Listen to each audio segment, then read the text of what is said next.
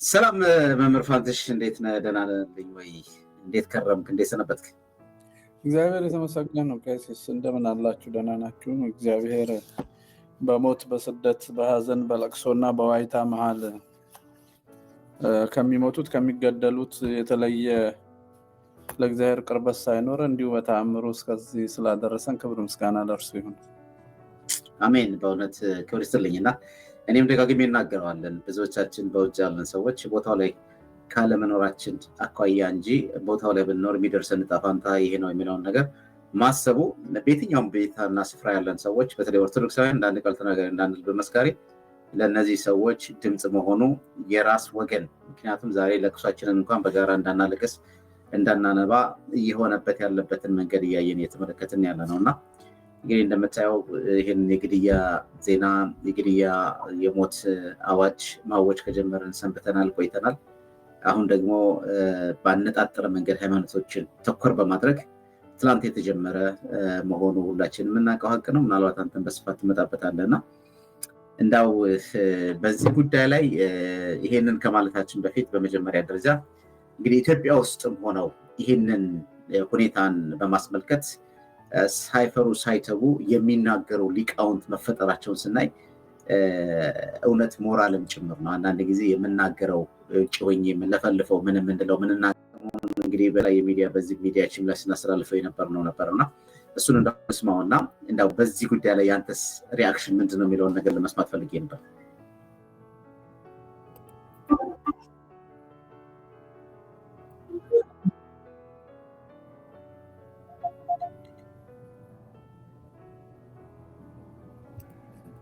ፓትርያርክ ነበር፣ ተወግዞ ተለየ። መቅዶንዮስ ፓትርያርክ ነበር። የማትሳሳተዋ ቤተ ክርስቲያን ይህች ቤተ ክርስቲያን ናት። ማነው አይሳሳትም ያላቸው? ጳጳሳት ሀገር እያጠፉ ነው። ኃይል ይባሉ ይገባቸዋል። በቃ ኃይል ይባሉ ይገባቸዋል። በጣም አሩሲ ላይ ኦርቶዶክሳውያን ተመርጠው እየተገደሉ እዚያ ተቀምጦ ዝም ማለት የወንጀል ወንጀል ነው። ምን እያደረግን? እኔ መምህር ነኝ። አሁን መምህር ልሆን ይችላል፣ እመጥናለሁ። ለዚህ ቤተክርስቲያን ደስ ላይላችሁ ይችላል አባቶቻችን። በጣም ነውር ነው። ጊዜው አይደለም። መቼ ነው ጊዜው? ለአንድ መምህር ጊዜው መቼ ነው? የቅዱስ ጊዮርጊስን ሰማዕትነት እያስተማርሁኝ በዓለም አደባባይ የዘር ሐረግ በኢትዮጵያ ምድር ኦርቶዶክስ እንዳይኖር በዓላማ በጊዜ በጉልበት ሂድን አንድስ የምትሉት ስውር እጆች ብዙ ጊዜ የፈጁ ስውር እጆች እያማሰሉ እየገደሉን እከሌን አትንካው። ስለ ግለሰብ ኃጢአት አልናገርም፣ የኔን የሚነግረኝ ያስፈልጋል። ግን ሀገር እየወደመ መሪ ሆኖ ከተቀመጠ ያ ግለሰብ አይደለም፣ ቤተ ክርስቲያን እየሞተ ስለሆነ ተው ከተቻለ የኔን ይስተካከል ብሎ መጠየቅ። እምቢ ካለ ደግሞ በእርግጥ አሁን ገዳይ ቡድን ያላቸው መንፈሳዊ የሚመስሉት ግን በጣም ባለጌ የሆኑ በዚህ በቤተ ክርስቲያኑ ሳይቀሩ የሚኖሩ ሰዎች አሉ። ኃይል ይባሉ ይገባቸዋል። ጉዳይ አይደለም ጉዳይ አይደለም። እና ምክንያት ሰሚ ካላችሁ ነው ይህን የምናገረው። ሰሚ ካላችሁ እንግዲህ መምህር ፋንትሽ እንደሰማኸው በነገራችን ላይ ጽዮን ሚዲያን ለማመስገን እወዳለሁ። ከዛ የተወሰደ ነው። በእንደዚህ መንገድ እንግዲህ እውነቱን አፍረጥርጦ መናገር ተጀምሯል። እንዴት አየው ንግግር? ከዚህ በፊት የተወሰኑት ናቸው እንደዚህ እውነቱን ሲናገሩ የነበሩትና የዛሬ 3 ዓመት አካባቢ ሞዓ ተዋህዶ ጋር አብረን የነበርን አባቶች ሕገ መንግስቱ የዘር ስርዓቱ ምኑ እየፈጀን ነው፣ ክፉ ትርክቱ እየፈጀን ነው እና ትርክቱ በእውነተኛ ትርክት በአደባባይ በካድሬ ሜዳ ሳይሆን በአዋቂዎች ይሞገትና ይቆምልን፣ ሕገ መንግስቱ ይሻርልን። ይሄ የሚያስገድለን የዘር ሕገ መንግስት የጥምቀት ልጆቻችን የሚካፈለው የዘር ክልልና የዘር ሕገ መንግስት ይቆምልን የሚል ነበር እና ያን ጊዜ የሚናገሩ ጥቂት አባቶች ነበሩ። ሌሎቹ ያንሾካሽኩ ነበር እና ቤተ ክህነት 2 ጉባኤ አድርገን ጳጳሳት እንዲመጡ ብንል 2 መጡ። እግዚአብሔር ይስጣቸው። አንደኛውም በህይወት የሉም። ሞት ላይቀር ይግቡ ጉባኤ ውስጥና የመዋን ሐሳብ እንናገር ስንል አሁን መንግስት ጋር ስብሰባ ስላለኝ ብለው ስብሰባ የላቸውም። ነፍሳቸውን ይማር በእውነት ወይ በረከታቸው ይደርብን። ቅድስናም ካላቸው አላውቅም፣ ግን ልጆቻቸውን ሳይጠብቁ ቅድስና ምን ማለት እንደሆነ ክርስቶስ ነው የሚያውቀው ፍርዱን። እምቢ አሉ። ያኔ የተናገሩት ጥቂት ናቸው። አሁን እስካሁን መናገር ያላቆሙ አባታችን መምህራችን የኔታ ገብረመድህን እንየው ነበሩ። እኚህን አባት ስማቸውን አልያዝኩትም። ይንታ መንክራው ስሰማ በጣም ነው ተጽናናሁት። ለምን? ክርስትና ከዚህ ውጪ ባዶ ነው። ባለቤቱ በመስቀል በኩል አልፎ በመስቀል ያንን በር ሰብሮ ይኸውና ግቡ አለ። ጠላታችን ዲያብሎስንም በመስቀሉ ድል ነሳው፣ ቤታችንንም በመስቀሉ ከፈተውና ግቡ አለ። ግን መግቢያው በመስቀል በኩል ነው። ከኔ መከራ ተሳትፋችሁ ነው። ምክንያቱም ያ ሁሉ ከአዳም ጀምሮ የተሸከምነው መከራ አለ። እሱን ለመታጠብ በመስቀሉ መሄድ አለብን። የእሱ ምህረት ትንሽ የኛን ጥረት፣ ያ ጥረት ሰማዕትነት ነው። ይሄንን እየሸሹ በድሎትና በምቾት ለነፍሰ ገዳይ ቅኔ እያቀረቡ ለነፍሰ ገዳይ ወርቅ እየሸለሙ የነፍሰ ገዳይን ህንፃና መናፈሻ እየጎበኙ ገድለ ጊዮርጊስን ማንበብ ጊዮርጊስን መሳደብ ነው፣ ወይንም ሰማዕትነት ታሪክ ነው በ21ኛው መቶ ክፍለ ዘመን ያኔ አብቅቷል ሰማዕትነት ብሎ አዲስ ቴዎሎጂ እንደማስተማር ነው። ወይ መጽሐፉን አለማንበብ ነው፣ ካነበቡ መሆን ነው ክርስትና። ምክንያቱም ፕራክቲካል ነው እንጂ ቲዮሪ አይደለም። የኦርቶዶክስ ክርስትና ሌሎቹ ቲዮሪ ሊያደርጉት ይችላሉ፣ ከእምነቶች እንደ አንዱ የሚቆጥሩት ከሆነ። እኛ ከእምነቶች እንደ አንዱ ሳይሆን የክርስቶስን ህይወት መኖር ነው፣ መካፈል ነው መከራው። እረኛ ስንሆን ደግሞ መጽሐፍቱ ራሳቸው ይላሉ። በሕዝቅኤልም በአዲስ ኪዳንም ስለ እረኞች ብዙ አስተምሮናል መጽሐፋችን። እንኳን አባት ሆኖ እንዲሁ ዝም ብሎ ምእመን ሆኖ ሌላ ሰው ሲያጠፋ ሲበድል ካየ ከኃጢአት መልሰው፣ ሰውየው ከተመለሰ ራስህንም እሱንም ታድናለህ። እያየ ሳትመልሰው ብትቀር ሰውየው በኃጢአቱ ይሞታል። ነገር ግን ደሙን ከእጅ ይፈልጋል ብሎ ምን አይቶ ዝም ያለውን እንኳ እንደሚቀጣ ነግሮናል መጽሐፍ።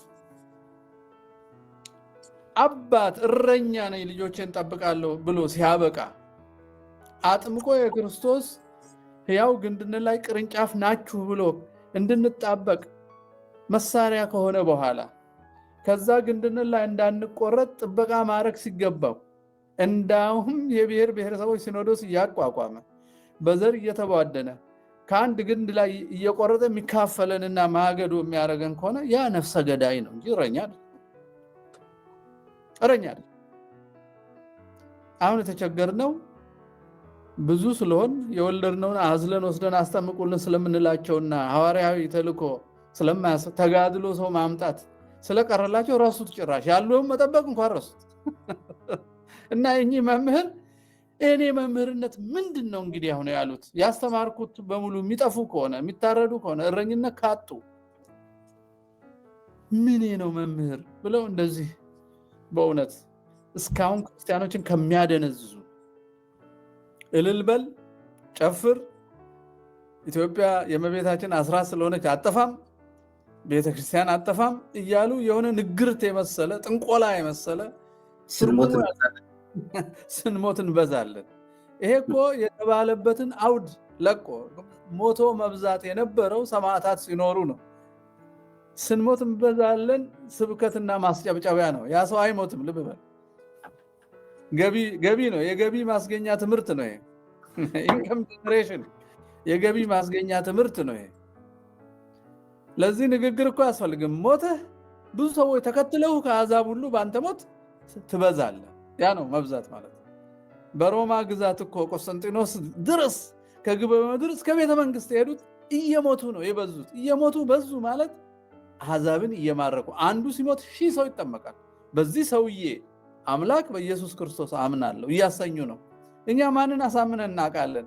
እኛ እኮ ከሚገሉን ሰዎች ጋር ሸራተን ሄደን የምንጸልይ ሰዎች ነን። ለማስመሰል ስንል ኢትዮጵያ የአብሮነት ተብሎ አብሮነት የሚባል አለ እንዴ? በሃይማኖት በሰብአዊነት አብሮነት አለ፣ በማህበራዊ አብሮነት አለ፣ በኢኮኖሚ አብሮነት አለ፣ በሀገር ጥበቃ መከላከያ አብሮነት አለ። ከክርስቶስ ጋር ስናወራ ክርስቶስን ነብይ ፍጡር ከሚሉ ሰዎች ጋር ሄዶ አማላጅ ነው ከሚሉ ጋር ሄዶ የሚጸልይ እረኛ ይሄ ምንድነው? ጺምና ልብስ እኮ አባት አያደርግም ወዳጅ፣ ህይወት ነው አባት የሚያደርገው።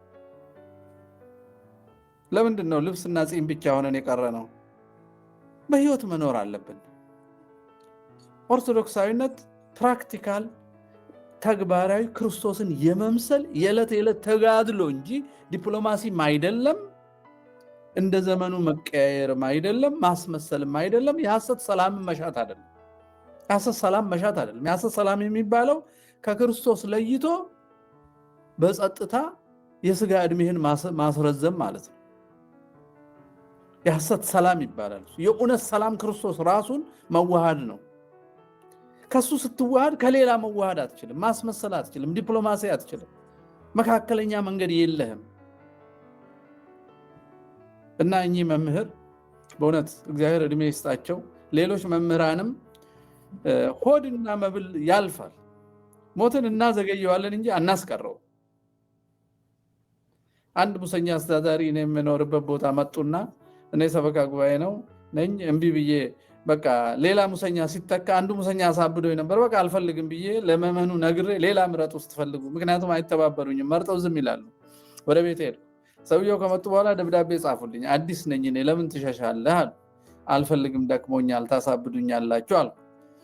ሰውየው ጠሩኝና እንደምንም ሰንበት ሲሄድ ቆንጆ መኪና አሳዩኝ። ያ መኪና ታየዋለህ? የኔ ነው አሉ። በጣም ውድ መኪና። ከዛ ከጊዮርጊስ በታች ደግሞ 500 ካሬ ላይ ያረፈ ቤት አለኝ አሉ። እና እኔ ካሁን በኋላ እንግዲህ ሌባ ናቸው የሚለውን በደንብ ማውቅ ዝርዝር ያለ መስሏቸው ነው። እኔ እንዳውም ስማቸውን ነው እንጂ እሳቸውን አላውቅም። የታወቁ የሙስና መሪ ናቸው ተብያለሁ፣ ግን አላውቃቸውም፣ በፊታቸውን አላውቅም።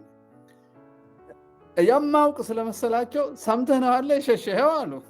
ምን ስላቸው ሌባ ነው ብለው ኧረ እኔ አባታችን እንደሱ አላልኩም ስል ይሄው ያ መኪና የኔ ነው፣ ይሄን ያህል ቤት አለኝ፣ ጠግብ ያለው ካሁን በኋላ አልሰርቅም፣ ትቻለሁ፣ ላገለግላችሁ ስለመጣው ወደ ሰበካ ጉባኤ ተመለስ አሉኝ።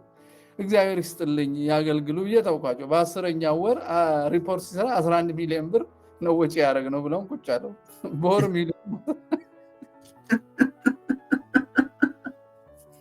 አሁን ለምንድን ነው ይሄን ያመጣሁት? እንሞታለን በቃ እኛ ደላቸው አይደለ? የፈረንጅ ብረት ነዱ አይደለ? በቃ መኪና የሚባል አምልኮ የሆነ ቁስ ከዛ ትልቅ ቤት ውስጥ ኖሩ አይደለ? ግን ይሞታሉ፣ ጌታ ጋር ይሄዳሉ። እና ካሁኑ በቀጠሮ አይደለም ክርስትና፣ ቀጠሮ የለም፣ ነገ የለውም። ፕሊዝ ሰው እየሞተ ነው። 56 ሰው ተገደለ። ሰማህ? ትላንት ቤኒሻንጉል ቡለን ወረዳ የኦሮሚያ ልዩ ኃይል ሌላ ዩኒፎርም አልብሰው ሽመልስና አብይ ልከው ነው ያሳረዱት። ምክንያቱም ከወደቡ ከግድቡ ከተወሰነ ኪሎ ሜትር ጀምሮ ከአማራና ከኦርቶዶክስ መጽዳት አለበት። ግድቡ የኦሮሚያ እንዲሆን ማለት ነው። አካባቢው መሬቱ ማዕድኑ፣ እዛ አካባቢ ደግሞ ከአረብ ኤሚሬት ይሄ ፈጥኖ ድራሽ የሚባለው ከሱዳኑ ሰውዬ ከምናምን ሆኖ እያሰለጠኑ ነው። ለወደፊቱ ጂሃዳቸውን አላቅመ የድሮም መገጣጠሚያም እዛ አካባቢ ፈጥረዋል እና እያጸዱ ነው። ከዛ ምን ይላሉ? ሸኔ ነው ይላሉ። ሸኔ ማን ነው ሲባል የኦሮሚያ ልዩ ኃይል ነው። ምክንያቱም ከቀበሌ እስከ ክልል የተዘረጋው መዋቅር እያመቻቸላቸው ቤት እየጠቆመ የሚታረደውን ከማይታረደው እየለየ ነው የሚሰጣቸው እንጂ አማጺ ሰላም መንግስት ባለበት መዋቅር ባለበት መግደል አይችልም። ከገደለም ይያዘ። አየህ፣ ይሄን የማይናገርልህ አስተዳዳሪ፣ ይሄን የማይናገርልህ መምህር፣ ይሄን የማይናገርልህ ጳጳስ ምንድነው ፋይዳው? አንድ ፋይዳ አለው። ክህነት ካለው በክህነቱ ሌላ ካህን ሊሾም ይችላል። እሱ ፋይዳ ነው በእውነት። ግን ካህናት ሾሞልን ቤተ መቅደስ ባርኮልን ካህናቱ አጥምቀውን ሲያበቃ በሃይማኖት ሳንጸና ስለ ሰማዕትነት ሳንማር እየሸሸን ገደል እየገባን የምናልቅ ከሆነ ሰውየው እኛ የሱ መካን እና የኛ መጠመቅ ምንድነው ትርጉሙ? እና እኚህ መምህር ያን የጠቆሙን ይመስለናል ቄሲስ እና እግዚአብሔር እድሜ ይስጣቸው መምህራን እንደሳቸው ይብዙልን። የጊዮርጊስን የቆየ መጽሐፍ ብቻ አያንብቡ። ይሄው ሰማዕት ታየ። አሁን ሰማዕት እኮ ነው፣ ይሄ ምስክር እኮ ነው። የግድ እኮ አንገቱ መቆረጥ የለበትም። ቆራጮቹ ማን እንደሆኑ የፈለጉትን የሚቀጥሩ፣ የፈለጉትን የሚያባሩ፣ የፈለጉትን የሚያስሩ ጳጳሳትና ጳጳሳቱ የሚሰግዱለትን ስርዓት ያለ ፍርሃት የገሰጸ የመጥምቀ መለኮት ዮሐንስ ወዳጅ እውነተኛ መምህር የሚባለው ይሄ ነው። በቃል ያጠኑትን እየደገሙ ግን በተግባር ሌላ ኑሮ መኖር አይደለም። እንዳው ይሄ ዜማም ፈጀን። አንድ አባት ያሉትን ብዬ በቃኛ ቅዱስ ምን አሉ? አንድ አባት አንድ ጉዳይ አይተው አንድ ንግስ ቦታ ሄደን አይ አሉ ስንመጣ እኔ በዓሉ ደስ ብሎኝ ነው መኪና ይዤላቸው ነው ለአባታችን። አባ እንዴት ነው በዓሉ? ጥሩ ነው፣ ከአዲስ አበባ መጥተዋል፣ ከተለያየ ቦታ መጥተዋል አልኩኝ። ወጣ ያለ ቦታ ነው። አይ ልጄ ተወኝ፣ አይ እንዳው አይናችሁ አለመገለጡ ለእናንተ ደስታ ነው አሉ። ምን ነው አባታችን ስላቸው ምን ነው አላየህም የቁሙታን ምኑ ስላቸው ጣሊያን ከፈጀው እኮ ቅዱስ ያሬድ የፈጀው ሰው ይበልጣል እኛ ቤት አሉ። እንዴት አድርገው ስል እሱስ በቅድስና ተመጥቆ ከሰማያን ጋር ዘምሮ የመዝሙር ትርጉም ገብቶት መላእክትም መስሎ እኛ እዛ መውጣት ስለተሳነን ወጥቶ አምጥቶ አስተማረንና እስቲ በዚህ በኩል ደግሞ እኔ ያየሁትን ይው ቢለን እኛ በቃል ይዘን ሆድ አደረግነውና መቃብር አወረድነው። በዛ ምክንያት ሳንጸድቅ በሱ እየተመካን አልቀናል። ሲጨፍሩ አይታል ከበሮ ይዘው የሚያሳዝነው ነገር ላይ ሁሉ ከበሮ ይመታሉ፣ የሚያስለቅሰው ነገር ላይ ሁሉ ይስቃሉ። እነዚህ ያሬድ የፈጃቸው ናቸው አሉ። እኔ አልገባኝም አባ ይቅርብኝ ብዬ ስለዚህ የቃል ትምህርትን ወደ መንፈሳዊ ሕይወት ሳይቀይሩ ንግግርን በመንፈስ ሳይገልጹ የሳሱ ሰዎች ሰማዕትነት ይፈራሉ። ሃይማኖታችን ወደ መንፈሳዊነት ገና አልገባም። ባህል ነው። ባህል ማለት ባህል ጥሩ አስፈላጊ ነው። ባህል ግን መንፈሳዊ ደረጃ አላደረስ ነው። የዕለት ዕለት ህይወት አላደረግ ነው።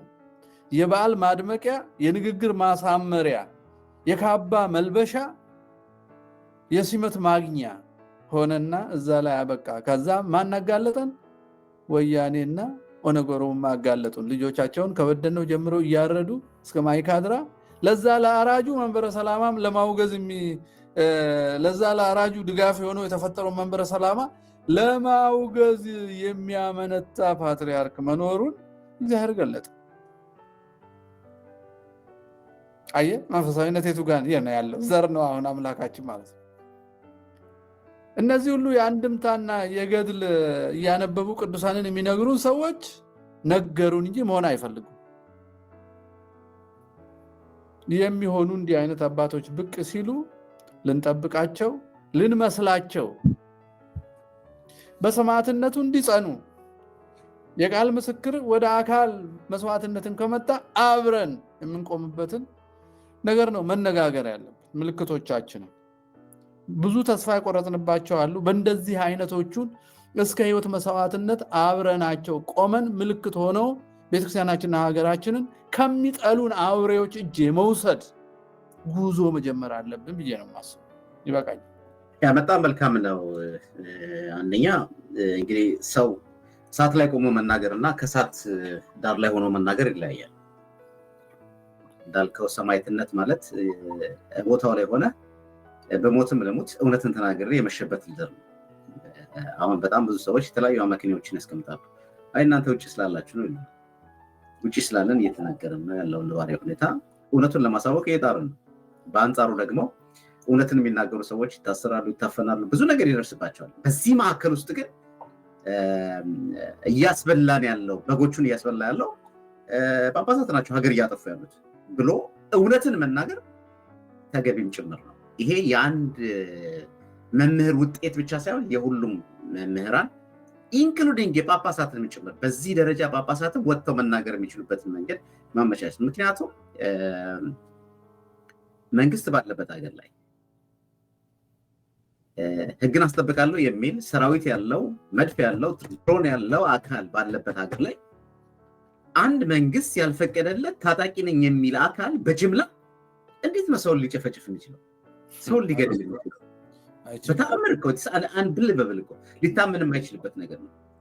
ግን እኔ አሁን በዚህ ጉዳይ ላይ በተለይ በእውነት የትላንትናው መንፈስ ትላንትና የነበረው መነጋገር ትላንትና የነበረው በኢትዮጵያ ኦርቶዶክስ ቤተክርስቲያን ውስጥ ይሄ ፖለቲካን እንደ እሳት በመፍራት በሩቁ ነው የሚለው ፖለቲካና ኮረንቲን በርቀት ነው በሚል አይነት እሳቤ ብዙዎቻችን እንዳንሳተፍ በዚህ ውስጥ እንዳናድርግ ከሚል አኳያ የተሰሩ ስራዎች አሉ።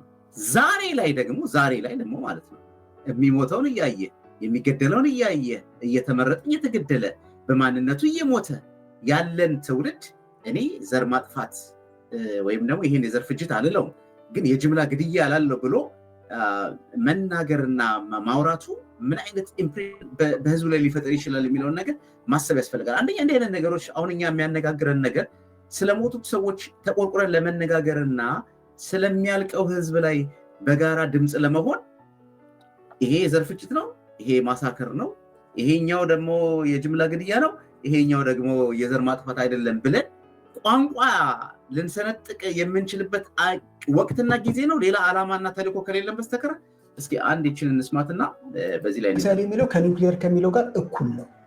እንዴት ነው ዝም ብለን እንደፈለገ መሬት ለመሬት የምናልከሰክሰው? ይሄን ማነሳው ለምንድን ነው? የክርስቲያኖቹ ፍጅት እኔ አሁን ተደጋጋሚ የምጠቀምበት ቃል ፍጅት የሚለውን ነው፣ ማስኪሊንግ የሚለውን ነው። ይህንን ፍጅት ሌሎችም ሰዎች አንስተው የእኛን እየደረሰብን ያለው በእምነታችን ምክንያት እየደረሰብን ያለውን አደጋ እንዲናገሩልን የምንፈልግ ከሆነ የምንናገርበትን ቃል መምረጥ አለብን። ለዚህ ግን እኔ ብያኔ መስጠት አልችልም፣ ምክንያቱም የሙያው ባለቤት አይደለሁም። ስለዚህ ለምንድን ነው የህግ ሰዎች የሆናችሁ ይሄ ሙያችሁ የሆነ ሰው ኦርቶዶክሳውያን የሆናችሁ ለምንድነው ጉዳዩን አጥንታችሁ ይሄንን ቃል በጠቅላላው እንጠቀም የሚለውን ለምንድን ነው የማታቀርቡት የሚል ምናልባት ይሄ ነገር የቅንጦት እንትንም ሊሆን ይችላል። አዲሱ የተባበሩት መንግስታት አሁን ጄኖሳይድን እንዲህ ነው የሚገልጠው፣ በከፍልም ይሁን በሙሉ የአካባቢውን ሃይማኖታዊም ይሁን የጎሳም ይሁን የዘርም ይሁን ለማጥፋት የሚደረግ ግድያ ወይም ወንጀል ጄኖሳይድ ነው ብሎ ይጠራዋል። እርሶም ቀደም ሲል እንደገለጡልኝ አንድ አካባቢ ያለን ማህበረሰብ ለማጥፋት ከተደረገ የጄኖሳይድ ድርጊት ነው ብለውኛል። እኔ ማስኪሊንግ ነው ብለዋል። ማስኪሊንግ የጅምላ ነው። ግን የጅምላ ስንል ክርስቲያኑንም ሙስሊሙንም እምነት የሌለውንም ሰብስቦ በጅምላ መፍጨት እንዳይሆን ሰጋለሁ። ይሄ የአርሲው ግን ኦርቶዶክሶችን ለይቶ ነው፣ አነጣጥሮ ነው። እርስዎ እንዳሉት አባገዳዎች አልተገደሉም፣ ሼኬዎች አልተገደሉም፣ ሀደሲንኪ አልተገደሉም። ኦርቶዶክስ ክርስቲያኖች ናቸው ይሁነኝ ተብለው የተጨፈጨፉት። ይሄንን ጭፍጨፋ ጄኖሳይድ ለማለት ለምንድን ነው እሱ ያመነቱት? እርስዎ ምስራቅ አርሲ ላይ እየተፈጸመብን ያለው ጄኖሳይድ ነው ብሎ የሚናገር የቤተክርስቲያን አቋም ቢገለጽ ግን ኮንፎርተብል እንግዲህ ያንን ቃል ለመጠቀም ግን ያንን ቃል ጀማሪ መሆን አልፈልግም። እንደው ዳግሞና እንግዲህ የሃይማኖት ተቋማት ካስቀመጣቸው አንደኛ ዋና ሀሳቦች ሃይማኖት ተኮር አይደለም የተፈጸመው ወይም ደግሞ የዘር ማጥፋት አልተፈጸመም ነው። በሃይማኖት ይሄ ከሃይማኖት ተቋማት ወይ የሃይማኖት ተቋማት እንግዲህ መንግስት ያስቀመጠው በሃይማኖት የሚመጣውን ማንኛውንም ጥያቄ ለመመለስ የካድሬ ምልምል አስቀምጦ ካስቀመጣቸው ተቋማት አንዱ ነው። በመንግስት ሙቀት እየለካ የሚሰራ በመንግስት ሳንባ የሚተነፍስ መንግስት በል ሲለው የሚል መንግስት አውጣ ሲለው የሚያወጣ ማለት ነው። አሁን እንግዲህ እኔ በጣም አዝናለሁ ይሄንን ስናገር በእውነት ምክንያቱም አንድ ሚዲያ ያለው አካል አንድ የሃይማኖት ተቆርቋሪ ለሀገርም ለኢትዮጵያም እቆረቆራለሁ የሚል አካል በዚህ ደረጃ ወጥቶ ይሄንን ነገር መናገሩ አሁን ባለንበት ወቅትና ሳይላ ወቅቱ ነው ወይ አስፈላጊስ ነው ወይ ምን ለማለት ተፈልጎስ ነው የሚለው ነገር ትንሽ ለራሴ ግርምታ ነው የፈጠረብኝም እይታ ስለሆነ ማለት ነው። እውነት እግዚአብሔር የሚያውቀው ማለት ይሄን ስሰማ በጣም የተደነቅኩትን እውነት እግዚአብሔር የሚያውቀው እና መምህር ፋንትሽ ከዚህ ጋር ተያይዞ ያንተ እይታ ምንድን ነው? ጂኖሳይድስ ምንድን ነው? ኢትዮጵያ ውስጥ እውነት ጂኖሳይድ እየተፈጸመ አይደለም ወይ ከሚሉት ከጂኖሳይድ ምህሮች ጋር የኢትዮጵያ ውስጥ እውነት ጂኖሳይድ አልተፈጸመም የሚለውን ነገር ምናልባት ከዚህ ቀደም በተለያዩ አጋጣሚዎች ተነጋግረው ነበር ነው እናንተና አሁን ምናልባት ይህም ነገር ስለተነሳ እንደው ግልጽ ለማድረግ ለአድማጮቻችን አሁን በሰማነውና በተለይ ጂኖሳይድ ምንድን ነው ኢትዮጵያ ውስጥ ምን መሆኑን ካወቀ ኢትዮጵያ ውስጥ እነዚህ ጂኖሳይድ መርሆች አልተፈጸሙም ወይ እየተገበሩ አይደለም የሚሉት ነገሮች እንዴት ያቸዋል? መጀመሪያ የቄስን አነጋገር እናንሳና እኔ ጄኖሳይድ መሆኑን በደንብ በተጠና በታወቀ ነገር ተከራክሬ ያለው ጄኖሳይዱ አሁን አይደለም የተጀመረው ከመንግስቱ ነዋይ ጀምሮ ነው ጄኖሳይድ ምክንያቱም ካልቸራል አለ ያስተሳሰብ ማጥፋት አለ ባህልን ማጥፋት አለ ያን ባህል የሚሸከመው ሰው ስለሆነ ያን ሰው ማጥፋት አለ ማህበረሰብ ስለሆነ between people አይደለ በሰዎች መካከል አይደለ ባህል ማህበራዊ ህይወት የሚገለጸው በትምህርት ከውስጡ ማጥፋት ካቃተ በአካል ስታጠፋው ጄኖሳይድ ይሆናል በትምህርትም ብቻ ልታጠፋው ትችላለህ ካልቸራል ጄኖሳይድ የምንለው በትምህርትና በማህበራዊ ጫና በማግለል በመናም ሳትገለው ሰውየው ሳትገለው በማምከን አለ ጦርነት ሲነሳ የዛም ማህበረሰብ ስፔሲፊካሊ ለጦርነቱ ፊት በማቅረብ ሊሆን ይችላል የተለያዩ አይነቶች አሉ የሳቸውን አነጋገር ስሰማ በዚህ ዘመን በቃላት ላይ መከራከራችን ያሳዝነኛል በስራችንም መስራት ነው መጀመሪያ ወደ እንደዚህ አይነት መድረክ እና ጉዳይ ማድረግም ጥሩ አይመስለኝም ጉዳይ አይደለም የቆየ ስለሆነ 50 ዓመት ሞልቶታል ጄኖሳይዱ አሁን ግን ከፍተኛ ስኬል ስለሆነ ነው ቃሉን መጥራት የጀመርነው ማለት ነው ቃሉን መጥራት የጀመርነው 50 ዓመት ስለሞላው ነው ስልክ ገብቶ ረብሾን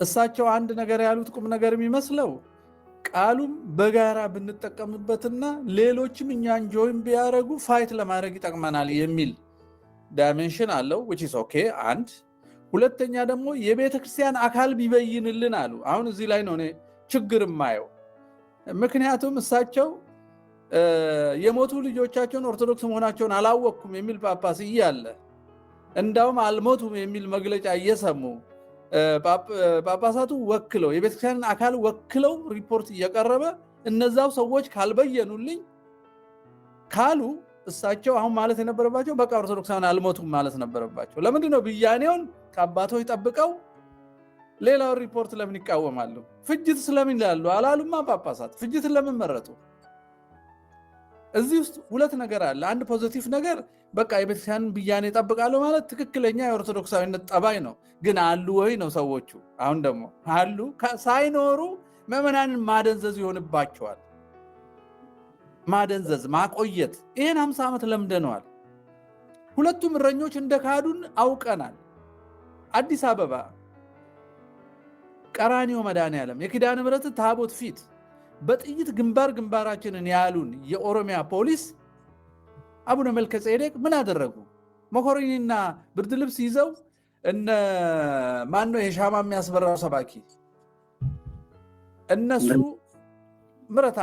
ምረታብ ሄደው ፕሮፓጋንዳ ሰሩባቸው ጎበኙ እነ መምህር የሞቱት ቤት ሄደው አጽናኑ ጳጳሱ ሄደው አጽናኑ ይላል የእድር ስራ ነው የሚሰሩት እንደ እድር አለ እኮ እዛ ሰፈር የሚያጽናና ምን ይሰራል ጳጳስና ሰባኪ ይዛ ሉክ በመዋቅር እየተገደልክ በግለሰብ ገበያ ይለውጡታል የሰው ሞት ወይኔ በጳጳሱን ገጽታ ግንባታ የሚመስል ይሄ እኮ ተራ ቁማር እኮ አቡነ መልከጼዴቅ ያኔ አዲስ አበባ ሀገረ ስብከት ጳጳስ ናቸው በቅርብ ህንድ ሄደው ነበር ሞታችን እንዲናገሩልን ብዬ እኔ ጽፌ ነበር እና የሆኑ ሰዎች ይፎዟቸው ሰደቡኝ አባታችንን ምናምን አሉ እዛ ጉራጌ አካባቢ ያሉ ምናምንቴዎች ናቸው መሰለኝ እዛ ጉራጌ እያለቀ እኮ ነው እሳቸው አይናገሩ እስቲ የልጆችን እልቂት ይናገሩልን ህንድ ከሄዱ በህንድ በኩል አይናገሩልን ለዓለም ለአህታ ቤተክርስቲያናት ብዬ ነው የጻፍኩት አሁን ይሄ ምን ያስነውራል እኔ አውቃለሁ አዲስ አበባ ግንባር አስብለው ፍርድ ቤት ሳይሄዱ እንደቀሩ አልከሰሱ መንግስትን አልከሰሱ እንዳውም ለአዳነች አቤቤ ወርቅም ካባም ሲሸለም አብረው ይገኙ ይሆናል እንጂ እና ቄስ ኤፍሬም እና አቡነ መልከጼዴቅ እና መንበረ ህዋትን አላወግዝም ያለ ፓትሪያርክ ሰው ሲሞት ሰው አልሞተብኝም የሚሉ ሰዎችን ይበይኑልኝ ካሉ በኋላ ለራሳቸው ግን ፍጅት ነው ብዬ በይኛለሁ። ለምን ይበይናሉ? እንደሱ ማን አለው ፍጅት? ማን አለው? አዎ ቤተክርስቲያን ብላለች አላለችም? ቤተክርስቲያን ጸጥ ነው ያለችው። ፍታት ሁሉ ነው የምትነፍገው። መኪና ሲገለበጥ፣ ህንፃ ሲደረመስና መሬት ሲንሸራተት መንግስት ስለሚያዝን አብራ ታዝናለች። ራሱ ሲገል ስለማያዝን አብራ አታዝንም። ዩሲ የመንግስት ዕቃ መሆኗ ታወቀ። እዛ የተሰበሰበው ቡድን የመንግስት ዕቃ ነው። ጽንስ አድሮስ እኮ ናቸው 50 ሰው ገለው ብፁዕ የተባሉ ብሔር ብሔረሰብ ብለው የክርስቶስን አንድ አካል ለመከፋፈል ሰርተው ብፁዕ የተባሉ እና ድምፃቸው ከፍ እንዲል መሳያቸውን በዘር የመረጡ ከነሱ ነው ብያኔ የሚጠብቁት ቄሲስ። ምናልባት የዋህም ሊሆኑ ይችላሉ። ወይንም እንግዲህ የተማረ ሰው ችግሩ ይሄ ሪፈረንስ ካላገኘ እንደኛ እንዳልተማር ነው በግምት አያወራምና ለዛ ይሆናል። እና እንግዲህ ይቅርታ ግን ምንድነው መምህር ከዚህ ቀደም እንግዲህ አሁን በዚህ እንግዲህ በኢትዮጵያ ኦርቶዶክስ ተዋሕዶ ቤተክርስቲያን ላይ ለሚደርሱት ከባድ ፈተናዎችም ሆነ የተለያዩ ወቅታዊ ችግሮች የሀገርንም ጨምሮ ከሚዘግቡ ሚዲያዎች አንዱ ነው እንግዲህ የእሳቸው ሚዲያ እና ይሄ ሚዲያ ማለት ነው። እና አብረን በጋራ የምንሰራ ነበር ያኔ። እና በዛን ወቅት ለምሳሌ የዘር ማጥፋት ወንጀል ክስ ተመሰረተ ወይም ደግሞ የዘር ማጥፋት ድርጅት ተቋቋመ ወይም ደግሞ መንግስት በዚህ ድርጊት ላይ በተለይ እዚህ ኦሮሚያ ክልልና ቤኒሻንጉል ጉሙዝ ላይ የሚደረጉትን ግፎችና መከራዎችን የሚከስ ተቋቋመ ተብሎ በደንብ ሲያውጁ ሲዘግቡ ነበረ።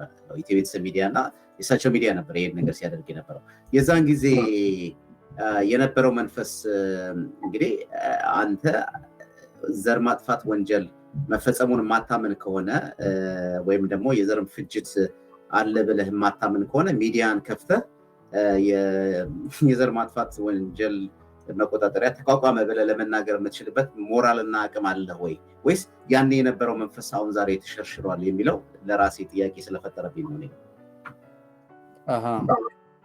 እንግዲህ ይህንን ለእሳቸው እንዲመልሱ መጠበቅ ነው። ግን ጄኖሳይድ ለመፈጸሙ ማስረገጥ እንችላለን። ማስረጃ ስላለ እኔ ዩኤንም ጳጳስም አልፈልግም። በነገራችን ላይ አስፈላጊም አይደለም። ብዙ ጥናት ተደርጎበታል። የዛሬ 3 ዓመት ህዳር 12 ቀን ከትላንት ወዲያ 3ኛ ዓመቱ ነው የጄኖሳይድ ዝግጅት በኢትዮጵያ በመረጃ ተጠናክሮ ሞዓ የታወጀ ቀን ተሰራይቷል። ቄሲስ ላያዩት ይችላሉ። ምናልባት አላውቅም።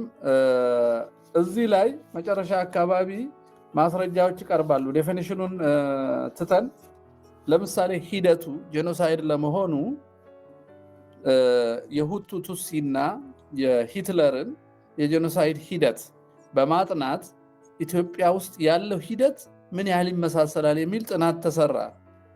በዛ ጥናት መሰረት ጥቂቱን ለዛሬ ላቅርበው። ለምሳሌ ሁቶች ምን ብለው ነበረ ከመግደላቸው በፊት የሚያዙት?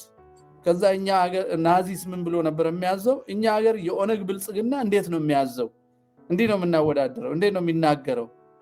እንዲህ ስናየው የጋራ ጠባ ያላቸው ዝግጅቱን እየተናገርን ነው። እየፈጁ ነው በእርግጥ በዛ ጊዜ ግን ያው በማስረጃ ይቀመጥ ብለን። ለምሳሌ ሁቶች እንዲህ ይላሉ። ሁቶች በሙሉ ማወቅ ያለባቸው ቱትሲ ሴቶች በሙሉ የትም ቦታ ቢሆኑም የሚሰሩት ለዘራቸው ነው። አሁን ሴቶቹን ሲለዩ ነው ሚስትን እንድትፈታ ለማድረግ ነው። ይሄን በቀለ ገርባ አትጋቡ እንዳሉት ወይንም እነ ጀዋር እስላምም ክርስቲያንም ብትሆኑ ከነፍጠኛ ጸሎት ቤት አትገኙ፣ አብራችሁ አትጸልዩ እንዳሉት ማለት ነው። ሁቶች በሙሉ ማወቅ ያለባችሁ ቱትሲ ሴቶች፣ ቱትሲዎችን ነው ኢላማ ያደረገው ጄኖሳይዱ።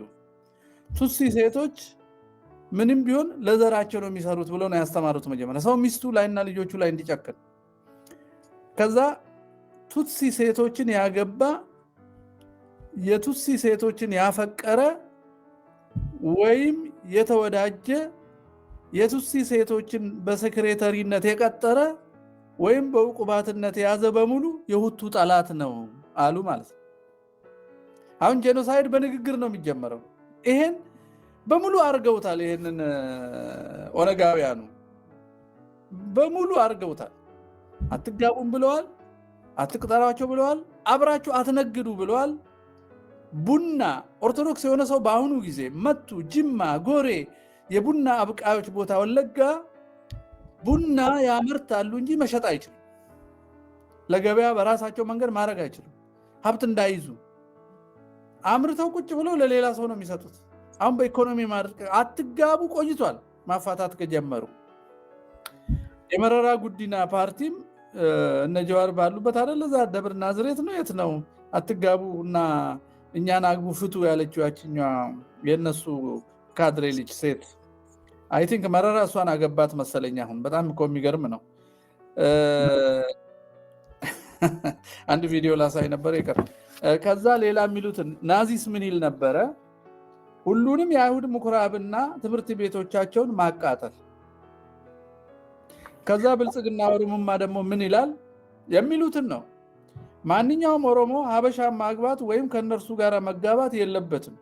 ከጠላት ጋር በፍቅር መውደቅ አይገባም።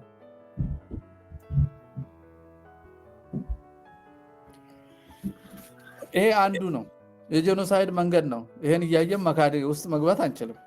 ሌላ ምን ይላሉ ሁቶቹ? ማንኛውም ሁቱ ማወቅ ያለበት ሁቱ የሆኑ ሴቶች ልጆቻችንን የተሻለ የሚመቹ ታማኝና ቅን መሆናቸውን ነው። ሴቶች ልጆቻችን እሺ የሴትነት ሚስትነትና እናትነት ድርሻቸውንም በትክክል የሚወጡ መሆናቸው ነው። እንግዲህ ለራሳቸው እንትን ነው መሰለኝ። እነዚህ ደግሞ ሂትለር ምንድነው የሚለው? ቤቶቻቸውን መዝረፍ፣ በማቃጠል በማውደም ማሰቃየት፣ አይሁድ መኖር ያለባቸው በጎዳና ላይ ወይም እንደ ጂፕሲዎች ግድግዳ በሌላቸው ጣሪያ ስር መሆን አለበት። ይሄንን ስብሐት ነጋ ብሎታል። አማራ ሀገር የለውም ጂፕሲ ነው። ኦርቶዶክሶች አሁንም ያምናሉ እንዴ? ምን ዘላለም ያምናሉ እንዴ ብሏል እኮ እዛ ናሽናል ሆቴል ቁጭ ብለው እስጢፋኖስ ሲሳለሙ ሰዎች ህዝቡ በጣም ሲሞላ ወይ ህዝብ አሁንም ያምናል እንዴ ብሎ ይሄ ጄኖሳይድ ዝግጅትን ነው የሚያሳይ። ያንን ሃይማኖት ስትጠላው የኛ ሰዎች ደግሞ የኛ ኦሮሞማዎች ምን ይላሉ? መሬቱ፣ ንብረቱ፣ ማንነቱ፣ ቋንቋውና ባህሉ የኦሮሞ ነው። ይቺ ሀገር የኦሮሞ ናት። በቃ ሌላው እዚህ መኖር የለበትም። ሁለተኛ የሁቱ ሴቶች በሙሉ ባሎቻችሁን፣ ወንድሞቻችሁንና ልጆቻችሁን ወደ ምክንያታዊነት ለማምጣት ንቆች መሆን አለባችሁ። ሴቶቹን ሲያሰለጥን ሂትለር ምን ይላል? የሃይማኖት መጽሐፎቻቸውን በሙሉ መውሰድ ማውደም ይላል። ኦሮሞማ ምን ይላል? ማንኛውም ኦሮሞ በሀበሻ ለቅሶም ሆነ ሰርግ ላይ መሳተፍ የለበትም፣ በቤታቸውም አብሮ መጸለይ የለበትም ይላል። የወራሪ ሃይማኖትም ነው ይላል። ሁቶች ምን ይላሉ? ማወቅ ያለባቸው ማንኛውም ቱሲ በቢዝነስ ውስጥ የማይታመኑ መሆናቸውን ነው። ዋናው ግባቸው የዘር የበላይነታቸውን ማስቀጠል ነው። ስለዚህ ማንኛውም ሁቱ አንደኛ ከቱሲዎች ጋር የሽርክና ስራ እንዳይሰራ፣ በቱሲ ተቋማት ውስጥ ገንዘቡን ኢንቨስት እንዳያደርግ፣ ለቱሲ ገንዘብ ያበደረ ወይም ከቱሲ የተበደረ ከቱሲ ጋራ ቢዝነስ ስራዎችን አስመጪ ፈቃድ፣ ባንክ፣ ብድር እነዚህን የሰራ ካመቻቸ በኋላ ጠላት ስለሆኑ ከነሱ መለየት አለበት አይነት ትምህርት ነው። ሂትለር የሚለው ምሁሮቻቸውን እንዳያስተምሩ መከልከል፣ እምቢ የሚሉ ከሆነ መደብደብ፣ መግደል ይላል። ይሄን በሰሜን ሸዋ አይተናል። ቄሶቹን በሙሉ ማሳደድ፣ እንዳያስተምሩ መከልከል እና መባ እንዳይቀበሉ፣ አስራት እንዳይቀበሉ፣ የከፈለ ይቀጣል ብለው ህግ አውጥተዋል ኦሮሚያ ውስጥ አስራት። ስለዚህ ምን ይላሉ እነሱ? ማንኛውም ኦሮሞ ከሀበሻ ጋራ መነገድ ከጠላት ሀበሻ በሙሉ ላይ ነው። ከነሱ ላይ መግዛትና መሸጥ፣ ከንግድ ሆቴላቸው፣ ምግብ ቤቶቻቸው መብላት መጠጣት የለበትም። ማንኛውም ኦሮሞ የሀበሻ ሆቴል ማደር፣ ቤታቸውን መከራየት፣ ማንኛውን ዕቃ ለእነርሱ መሸጥና ከእነርሱ መግዛት የተከለከለ ነው። በነገራችን ላይ አበሻ አበሻ የሚለው ኮድ ነው እንጂ ኦርቶዶክስን ታርጌት ያደረገ ነው። በሌላ በኩል አማራ የሚሉትን ነው። ይሄ አሁን ሃይማኖተኞችን ኮንፊውዝ የሚያደርጋቸው ለዚህ ነው። ኦርቶዶክስ ብለው በቀጥታ ከተናገሩ ኦሮሞም ኦርቶዶክስ ነው፣ ሁሉም ለሰው አንድ ይሆንባቸዋል። ስለዚህ አበሻ በሚለው ስር ይደብቀውት እንጂ ስለ ኦርቶዶክስ ነው የሚያወሩት። እንዲህ እያልን ወደ 10 ነጥቦች አሉ አንድ አይነት የሆነ። ከዛ የመጨረሻው አሁን ለምሳሌ ኦሮሞ ምን ይላል?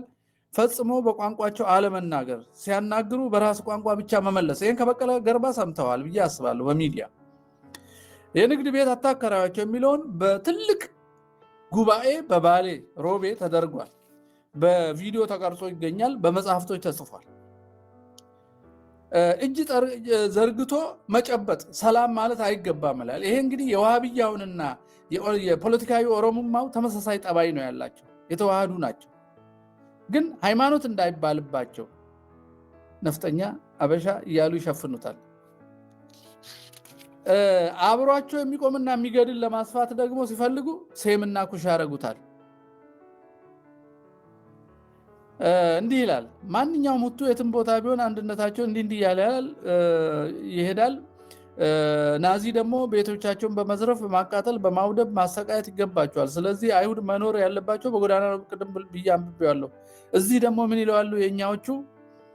የእነርሱን ፊልም፣ ሬዲዮ እና ቴሌቪዥን አለመመልከት። ይሄ በማንኛውም ጂኖሳይድ ውስጥ ከሚደረጉ በጣም ቁልፍ የሆኑ ነገሮች ናቸው። ለምንድነው ይሄ ቁልፍ የሚሆነው? በአንድ ሀገር ውስጥ ይኖሩ የነበሩ ሰዎች ስለተዋሃዱ እርስ በርስ ለመገዳደል እሺ አይሉ፣ አይጨካከሉ። ለዚህ ነው አሁን ሙስሊሞች ክርስቲያኖችን የሚደብቁት። አሁን አርሲ 2 ሙስሊሞች የተገደሉት ኦርቶዶክስ ደብቀው ነው። ኦርቶዶክስ በደበቃቸው ተገደሉ። ያንን መጥተው የኛ ተቋማት እስላምም ተገደለ ይለዋል። የተገደለው ኦርቶዶክስ ስለደበቀ ነው። ይህንን ማስመሰልና ቲያትር፣ ቅስናና መስቀል ይዞ የሚሰራ ሰው ምን አይነት ንስሐ እንደሚገባው አላውቅም። ይሄ መስቀሉንም ልብሱንም አስቀምጦ ህይወቱ ሙሉ ቆሎ እየበላ ጫካ ነው መኖር ያለበት። ይሄ ስነሃዳሪ ነው። ስነሃዳሪነት በጣም አደገኛ የሆነ ጎጂ፣ በጣም እጅግ ጎጂ የሆነ ነገር ነው። ይሄን ነው ያየንባቸው ማለት ነው። ይቅርታ ሬዶ መለሳለሁ። የሆነ የምጨርሰው ነገር አለኝ። ይሄንን ማድረግ አልቻሉም እነዚህ ሰዎችና እነዚህ ይሄንን እየሰሙ ነው ጄኖሳይድ አይደለም ሊሉን የሚፈልጉት። ለምሳሌ ሁቱና ቱትሲ የጠፉት ብዙ ዓመት ሂደት ነው። በ1959 ለማጥፋት ተሞክሮ ብዙ ሰው አልቋል። በ1961 እንደዚሁ የአሁኑ ዓለም ያወቀው የመጨረሻው ነው። ኦርቶዶክስንም ተመልከት። ሲስተማቲካሊ መንግስቱ ነዋይ መርጦ ኢትዮጵያዊነትና ኦርቶዶክሳዊነት ያላቸውን አረጋውያን ለኢትዮጵያ አንድነት የተጋደሉትን በአንድ ምዕራባዊ ኤምባሲ አመራር አረዳቸው። ይሄ ጄኖሳይድ ነው። ከውጭ ድጋፍ ያገኘ ጄኖሳይድ ነው። መንግስቱ ኃይለማርያም የተረፉትን አዋቂዎች አረዳቸው።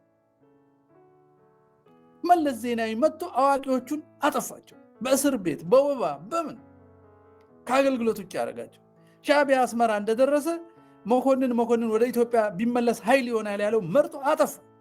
ይሄ ጄኖሳይድ ነው። ሂደቱ እያለ ነው። ዛሬ ላይ በድሮን የሚገል ጄኖሳይደር ቤተመንግስቱን የተቆጣጠረ። ይህንን ጄኖሳይድ አይደለም ካልክ ምን አይነት ነገር ነው? ምን ሊሆን ይችላል? የሚያነብ የሚጽፍ ሰው እዚህ መድረስ የለበትም በእውነት። ለምሳሌ አሁን እነሱ ደግሞ የሚሉትን በዚህ በኦሮሞማ የሚባለውን ማንኛውም በባርነት ሊገዛ የሚንቀሳቀስ ሰው መወገድ አለበት። መጀመሪያ ትርክቱ በባርነት ገዝተዋል፣ መሬት ወራለች፣ ኦርቶዶክስ የነፍጠኛ ነች፣ ባሪያ አረጉ ብለዋል አይደለም? እሱን ፕሪንት አድርገው 50 ዓመት ከቆዩ በኋላ አሁን ምን ላይ ደረሱ? ወደ አክሽን ሲያመጡት ማንኛውም በባርነት ሊገዛ የሚንቀሳቀስ ሰው መወገድ አለበት አሉ ማለት ነው። አሁን ስቴጅ ኦፍ ጄኖሳይድ ነው፣ ደረጃ ነው። መጀመሪያ ሐሰት ትተርካለህ፣ ከዛ የጋራ ትርክትን ፓራላል ፈጥረ ታቃርነዋለህ። የጋራ ታሪክ የለንም ሲል እንትና ጀዋር ሰው ቃል ይመስለዋል። የጋራ ትርክት የለንም የምትለው እንዳትተዛዘን የምታደርገው ትምህርት ነው።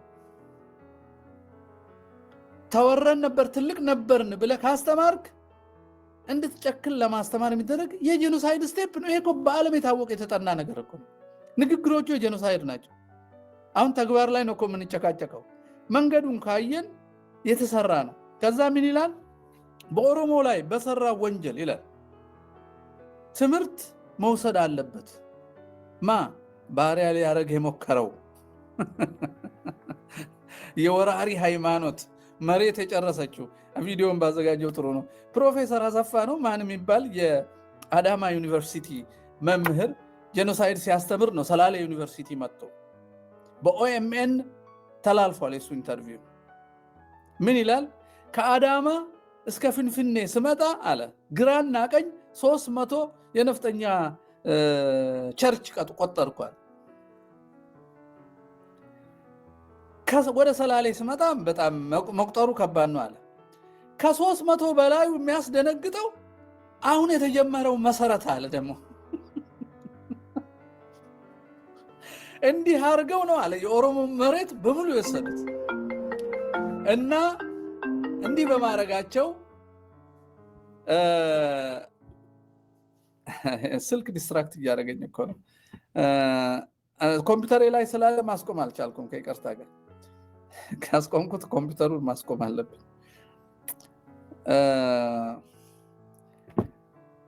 300 አየሁኝ አለ ከአዳማ አዲስ አበባ እስኪደርስ። ከዛ እስከ ሰላሌ መቁጠር አይቻልም። የኦሮሞ መሬት ተወስዷል፣ ተወሯል አለ። የኦሮሞ መሬት መጀመሪያ መሬቱ የኦሮሞ ነው። በሱ መጀመሪያ ይኸውልህ ትርክት መጀመሪያ መሰረት ትጥላለህ፣ የሐሰት መሰረት ትጥላለህ። መሬቱ የሆነ ዘር ነው። ይሄ ደግሞ ከናዚ ነው ኮፒ የተደረገው። ሂትለር ምን ይላል? ሶይል ብለድ ኢን ዘ ሶይል ነው የሚለው። ብለድ ኢን ዘ ሶይል፣ ብለድ ኢን ዘ ሶይል፣ ደምና አፈር ማለቱ የጀርመን አፈር ለጀርመናዊ ንጹህ ዘር ለአርያን ብቻ የሚገባ ነው ያ መሬት። አይሁድን ከጨረሰ በኋላ ግን ደግሞ ሌላ ትንሽ ቀየር ያደረገው ለቮልክ ለህዝቡ ማለት ነው። ቮልክ ለህዝቡ የተቀደሰ መሬት ማስፋት አለ። ፖላንድን ሲወር ማለት ነው። ሴቲንጉን ቀየረ። አሁንም አብይ አህመድ የተቀዱ ቪዲዮዎች አሉ በኦሮምኛ። ለፌፊ ለፋ በኦሮምኛ ለፌፊ ለፋ አጥንትና መሬት ደሟን ቀየሩና ለግጥም እንዲመች ነው። ለፌፊ ለፋ ስትል ይመቻል። ዲጋፊ ለፋ ከምትል ለፌፊ ለፋ ለፈ ኦሮሞ ለፌ ኦሮሞ ቲፊ ለፈ ኦሮሞ የኦሮሞ አጥንትና የኦሮሞ መሬት ትላለ፣ ታገናኘዋለ። ከዛ ውጪ ያ መሬት ላይ የሚደረግ ነገር ጸረ ኦሮሞ ነው። ስለዚህ የሚያደርገው ሰው መገደል አለበት። ለፌፊ ለፋ የሚለው ቃል የጄኖሳይድ ነው። ምክንያቱም ዘርን ከቦታ ጋር ይሰፋዋል ከቦታ ጋር ይሰፋውና ከዛ ያጸዳል። ይሄ የነ አብይ የሁሉም የኦሮሞ ፖለቲከኞች ቋንቋ ነው ለፌፊ ለፋ። ስለዚህ ምን ብለው ጽፈዋል? ይሄ መረጃ ያለው ነው፣ መጽሐፍ ያለው ነው፣ አርቲክል ያለው ነው። የማወራው ነገር ማንኛውም በባርነት ሊገዛ የሚንቀሳቀሰው መወገድ አለበት። በኦሮሞ ላይ በሰራ ወንጀል ትምህርት መውሰድ አለበት አለ። እንግዲህ ድሮ የወረሩ ካሉ እውነትን እንኳን ቢሆን አሁን እኔ ከነዛ ወረሩ ከተባሉት ተወልጄ ወይንም ከዛ ወራሪ ካለች ሃይማኖት ስከተል እኔ ማስወገድ ማለት ነው። ለዚህ ነው ሰላሌን ከአርሲ የሚያስወግዱት። ሰላሌን ከሰላሌ ያስወግዱታል። ቀጥለው በነገራችን ኦርቶዶክስ ስለሆነ ነው የሚያስወግዱት። የኦርቶዶክስ ለፌ ወይንም አጥንት ኦሮሞ ለተባለው መሬት አይመጥንም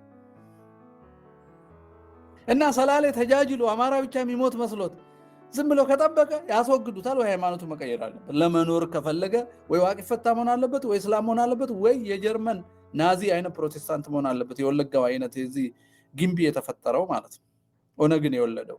ይህም ማውቃል። ከዛ ምን ይላል? አንድ ኦሮሞ ሲሞት 3 ሰው በመግደል ደም መመለስ አለበት። አሁን ሰው ሲሞት አይደለም የሚለው፣ ልብ በል። ኦሮሞ ሰው አይደለም፣ ከሰው የሚበልጥ 1 ለ3 የሚመነዘር ልዩ ፍጡር ነው። ሰው ሲሞት ለፍርድ እናቀርበዋለን፣ ሰው እንዳይሞት እንከላከላለን አይደለም። አንድ ኦሮሞ ሲሞት 3 ሰው በመግደል ደም መመለስ አለበት። የኦሮሞን ጠላት የገደለ በምድር ላይ ገነት ይገባል። የኛ የትውልድ ሃይማኖት ኦሮሞማ ነው። ኦርቶዶክስም እስልምናም አይደለም። ግን ወሃቢያችን ትጠቀማለች። ምክንያቱም ኦሮሞማ የሚለው ጥቂት ነው። ኦርቶዶክስን ከመታች በኋላ ኦሮሞማ የሚለው እና አላሁ አክበር በል ትለዋለች፣ ይገባል። ምንም እሷ ስቴፑ አሁን ኦርቶዶክስ ላይ ማተኮር ነው። አሁን የጋራ ፕሮጀክት ነው። ልብ በል። ጄኖሳይድ ነው፣ ጂሃድ ነው። የታወቀ ነው። ጄኖሳይድ ነው። ሊቢያ የታለች? ካርቴጅ ናይጄሪያ የታለች? ግብፅ፣ ሱዳን የታሉ ክርስቲያኖቹ? በቃ ጄኖሳይድ ነው። ስለዚህ ሶ ኮልድ ፖለቲካል ኦሮሞማ እንደ ጂሃድ is the same። ይሄንን ለመካድ መሞከር አደገኛ ነው። ተኝቶ መሞት ነው። እስካሁን የተዘረፈው የኦሮሞ ንብረት መመለስ አለበት። ለዚህ ነው ዘረፋ ፈቅዱት፣ መሬትንም ቤትንም ከተማንም የሚያፈርሱበት። ባለ ሀብቶቹን ደግሞ አንዴ ላለማባረር የገበታ ልማት ምናምን ብለህ እራት እያልክ ብር እየሰበሰብክ ግብር እየጨመርክ ወደብ ላይ ንብረታቸውን እያቆየ ሌላ አዳዲስ ባለ ሀብት ትፈጥራለህ በመዋቅር። ይሄ ጄኖሳይድ ነው። ኢኮኖሚክ ጄኖሳይድ፣ ምጣኔ ሀብታዊ ጄኖሳይድ ነው። ከጠላቱ አንድ ሰው እንኳ ያልገደለ ኦሮሞ መገደል አለበት። ስለዚህ ኦሮሞ ለመባል ሰው ማረድ አለበት። ይሄን ደግሞ ጃራ አባገዳ ኢህአፓ ስትመታና ልጆቹ ሲሸሹ ከከተማ ከቀርሳ ከላንጌ ከቁልቢ ከጨለንቆ ከድሬዳዋ ሲሸሹ ወደ ጅቡቲና ወደ ሌላ ሀገር እስኪወጡ ድረስ ጃራ አባገዳ ጫካ ጋር ሙለታ ምናምን ስላለ ከሙስሊም ወንድሞቻቸው ኢህአፓዎች ጋራ ጃራ ጋር ገቡ ክርስቲያኖቹ። ከዛ ምን ሆነ? እነሱ ያመለጡ መስሏቸዋል። ጃራ ተረከበና ሃይማኖታቸውን ቼክ አረገና እስላም ለመሆናችሁ አንዳንድ ጓደኛችሁን ረዱ አላቸው። ኢህአፓዎቹ ጨክነው ጓደኞቻቸውን አረዱ፣ ከዷቸው። ኢህአፓ የነበሩት ካረዱት ውስጥ ራሷን ደብቃ ያስቀረች አንዲት ልጅ እኛ ሃይስኩል ሆነን አድገን ሃይስኩል ገብተን እሷ መጣች ከጅቡቲ ተርፋ። ያኔ ሰው ያረዱ ሰዎች ደግሞ መጥተው ሃይስኩል ገቡ አይታወቅብንም ብለው። እኛ ልጅ ስለሆነ አልተነገረንም። ልክ ዩኒቨርሲቲ ስንገባ ግን ያው ዲስከስ ስለምናደርግ እኛ አይ ሊቅርብኝ ሰውየው ይታወቃል። አሁን የኔን ዶርም ጉዳይ ካወራው ይቅርብኝ፣ በቃ ሰውየው ይታወቃል። አሁን መኖር ስላለበት አለ እዛው አካባቢ። ሰውየው ቢሄቪየሩ የተለየ ነው። ብዙ ናቸው። ከሌለም እንዲያደርጋን ስንል ታላቃችንና ኢህአፓ ነበረ ምንትናና እንትና እንዲህ ሰው ስላጠፉ ነው እንደዛ የሚቃዡትና አታንሱባቸው ይደነግጣሉ። አሁን እንዲድኑ ነው ማድረግ ያለብን ብሎ ያው ክርስቲያን ነው እናክማቸው አታውሩ ብሎ አውርቼ አላቅም። በእውነት ሰው አርደው ከኛ ጋር ተምረዋል። ይሄ ጄኖሳይድ ነው ወዳጅ። እና እኔ ከትምህርት ቤት ከጨረስኩ 30 ዓመት አለፈኝ። 32 ዓመት ነው ምናምን። ከ32 ዓመት በፊት ጄኖሳይደሮች ከኔ ጋር ይማሩ ነበር እያልኩ ነው። እና ኃይሌ ፊዳ የኦነግ መስራቾች ጄኖሳይደሮች እኮ ናቸው። የእነሱን ፍልስፍና እኮ ነው አሁን ያነበብኩት። እነሱ ናቸው አርሲ ቡለን አብይን ስልጣን አስይዘው አማካሪ ሆነው እነ ዲማ ነገው እነ ሌንጮ ለታ አማካሪ ሆነው ድሮ የቀመሩትን በተግባር እየፈጸሙት ነው። ለዚህ ነው ሽመልስ አብዲሳ ወጥቶ ኦሮሞ ከምንድን ነው በኦሮምኛ ቃሉን በትክክል ከማለት ወደ ማድረግ ተሸጋግሯል አለ። ጀቹራ ጎቹረት ደበረ ጅራ አለ። በቃ አሁን ወደ ኋላ አንመለስም ስንልና ስንጽፍ የኖርነውን ማድረግ ጀምረናል አለ። ይሄ በጉባኤ ነው ያለው፣ ክፍት ነው። እኔም በቴሌቪዥን ነው የሰማሁት። ይሄንን ጄኖሳይድ ነው፣ ፍጅት ነው፣ አይ ግጭት ነው፣ አጋጣሚ ነው፣ የሽግግር ጊዜ ችግር ነው ብትለው አይሆንም። በቃ አይሆንም። ቃላት አይደሉም። አሁን ሰው እየጠፋ ነው። ያ ሰው ክርስቲያን ነው። ያ ሰው በመዋቅራዊ መንገድ ነው የሚጠፋው። ያ ሰው በስርዓታዊ መንገድ ነው የሚጠፋው። ያ ሰው ከኛ ቤት ትብብር አለው። አጥፊው ከኛ ቤት ትብብር አለው። ሲኖዶሱ ነው የሚተባበረው። ሲኖዶሱ ነው የሚተባበረው። ፓትሪያርኩን ጨምሮ ነው የሚተባበሩት። በትግራይ ፍጅት ጊዜ ጋዜጠኛ ደብቀው አስገብተው ለዓለም ተናግረዋል። አሁን ግን አሜሪካ መጥተው ሲመለሱ አሜሪካ እንኳን ጋዜጠኛ አልጠሩም። እና ይሄ ምን ትሉታላችሁ? እና አንድ ሰው ሲሞት ሄደው አልቅሰው ፎቶ ቢነሱ እኔ ርህሩህ ናቸው ደግ ናቸው ምናምን ነው የሚባል ነገር የለም። እሳቸው ቢናገሩ ዓለም ይሰማ ነበረ። ያንን ነው የነፈጉን። የአታ ቤተክርስቲያናት እንኳን እልቂት ሲያወግዙ እሳቸው ማውገዝ አልፈለጉም። ምንጣፍ ጠልፎ አጥንታቸውን እንደሚሰብር እያዩ ሊሞቱ እንደሚችሉ እያወቁ እንኳን ሊያስረዝሟት የፈለጓት ነፍስ ይሁን ወይንም የህዋት ዓላማ ይኖራቸው ምን እንዳላቸው አናውቅም። በዚህ እድሜ እንኳን እውነት መናገር አቃታቸው። ምናልባት ቄሲስ ትልቁ እስኪናገሩ ጠብቃለሁ ካሉ ሳይናገሩ ይገሏቸዋል። ይሄንን እወቅ። አዲስ አበባ ይጀምራሉ ጄኖሳይድ ሰዎች። ቤት አፍርሰዋል፣ አይተዋል። ድምፅህ ሚት ነው ድምፅ። ግን እሳቸው ብቻ ሳይሆን ለምሳሌ አሁን እኔ በጣም ብዙ ጊዜ ከማደንቀው ንግግር እንዳልኩ መቼስ አንድ ብቻቸውን እሳቸው ባለፈው እንግዲህ ታፍኛለሁ ብለው ወጥተው ያሰሙበትን ሂደት ነው ብዙዎቻችን አሁንም እኔም አንተም ማናችንም ሰዎች የምናየው።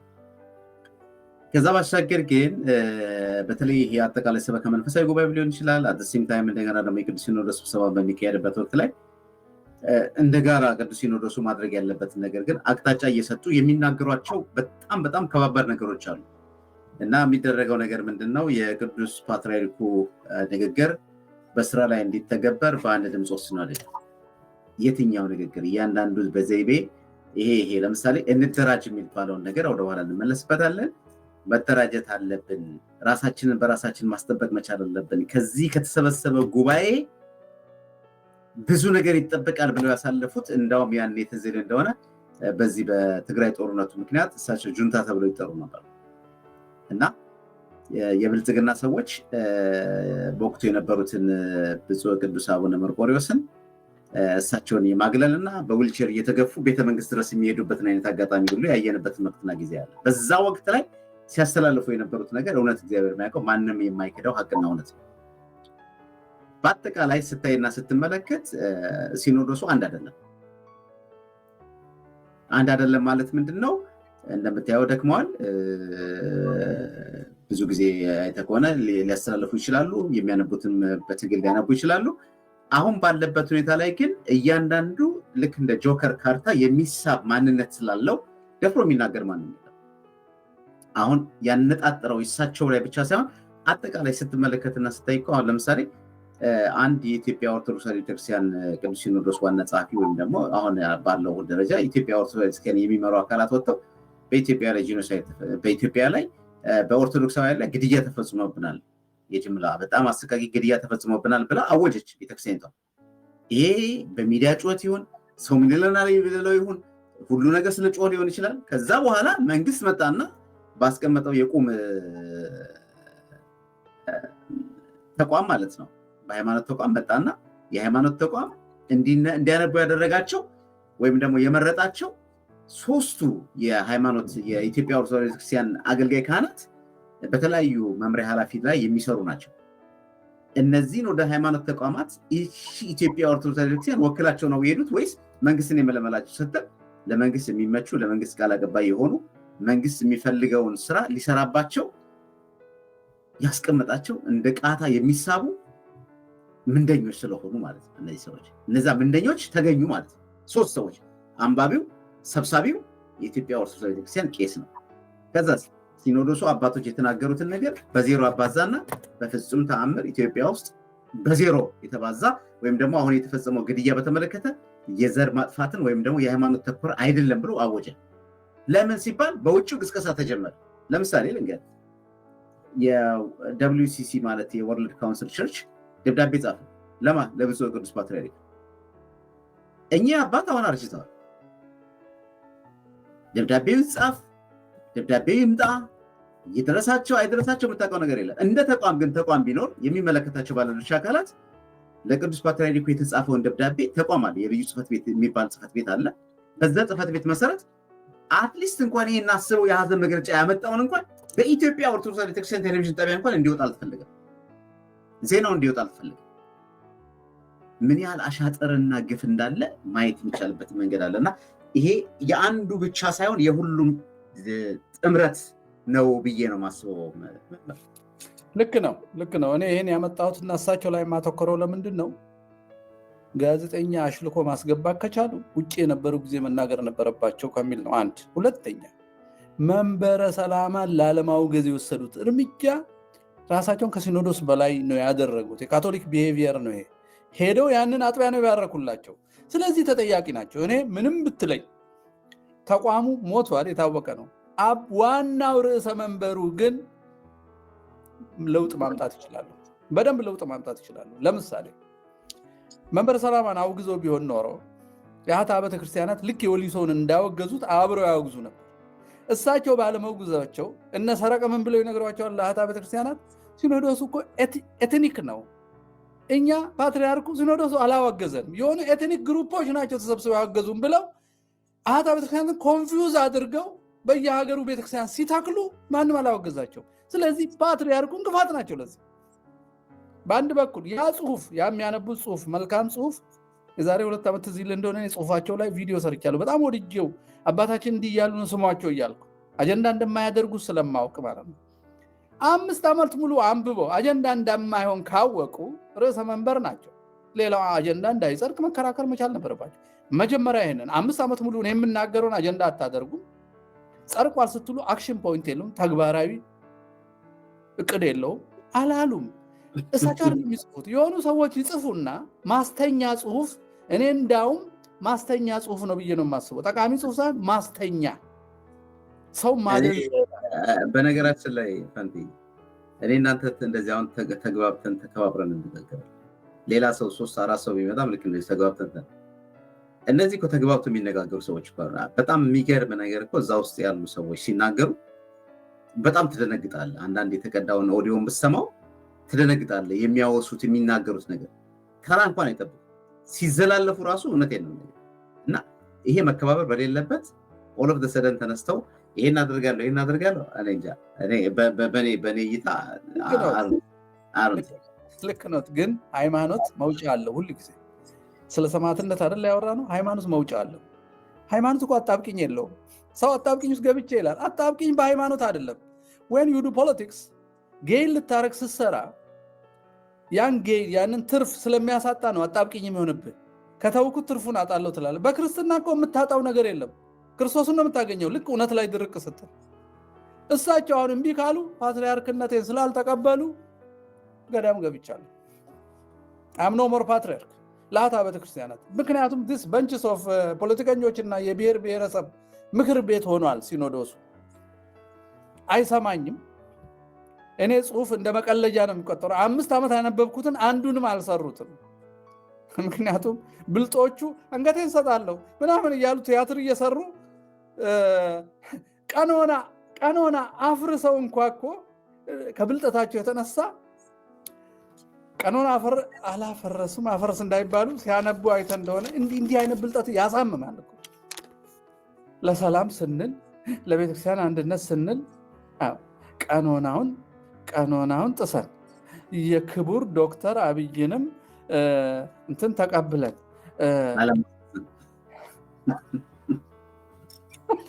አሁን ቀኖና ጥሻለሁ ግን አባትን ይባላል። ከጣስኩ ያር ኖ ሞር ፋዘር ጎአዌይ ቀኖና ጥሻለሁ ካልክ በኋላ በስመ አብ ለምን ትላለህ? ቅዱስ ጴጥሮስ አውግዞሃል የሚል ሰው ነው የጠፋው። ቅዱስ ጴጥሮስ አውግዟል። እንዲህ እኮ ነው የሚለው ቅዱስ ጴጥሮስ እኮ። ቅዱስ ጴጥሮስ የሁላችንም አባት ቁልፉ የተሰጠው በዛ መንገድ ያልሄደ ሰው ሁሉ ቁልፍ የለው። እኔ ሁሉ ጊዜ ደስ ይለኛል ይህን ጥቅስ ማንበብ፣ የቀኖናው ማለት ነው።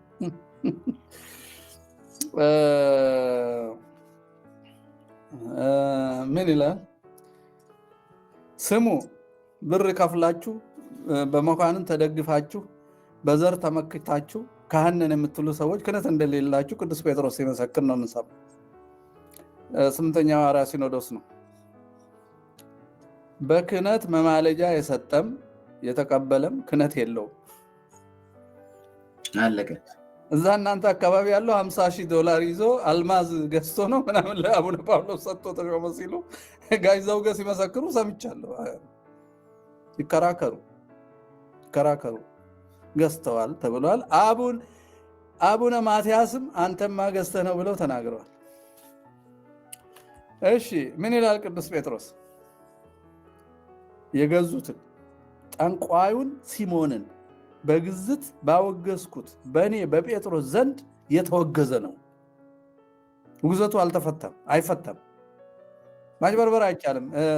እንደ ብፁዕ አቡነ ኤርምያስ ቀኖና እኛንን የምንሰራው ብለው ሊያመልጡ ሞክረው ነበር። ያን ጊዜ ቀኖና አፍርሰው እኛንን የምንሰራው። የክህነት ቀኖና ማፍረስ አይችሉም። ዶግማ አከል ቀኖና ማፍረስ አይችሉም። እነሱ ይፈርሷታል እንጂ የሚባል ነገር የለም። የተወገዘ ነው። ቅዱስ ጴጥሮስ አውግዟል፣ እሱን ካልካርን በስተቀር። ከዛ ምን ይላል? እድል ፈንታው ከወንጀለኛው ከይሁዳ ጋር ይሁን፣ ዲያብሎስ ከማዕረጉ እንደራቀ ነፍሱን ከእግዚአብሔር አጠገብ የራቀች ትሆን። የገዛችሁ ሰማችሁ፣ ቅዱስ ጴጥሮስ አውግዟችኋል። መልሱና ገዳም ገቡና ዳኑ፣ አታጭበርብሩ። አሁን ስለመግዛት የሚያስቡት አዎ ሰሞኑን ዋጋ እየተተመነ ነው አሉ። አድጓል ደግሞ አሁን ድሮ 500,000 አካባቢ ነው፣ ሚሊዮኖች አልፏል።